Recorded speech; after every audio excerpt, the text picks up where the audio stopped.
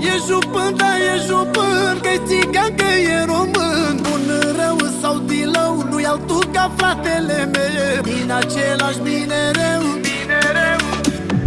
frate lângă frate, grapă piatra în șapte, se dau munții la o parte, marea în două se desparte. Frăția adevărată nu poate fi cumpărată, dar ea dușmanul nu latră.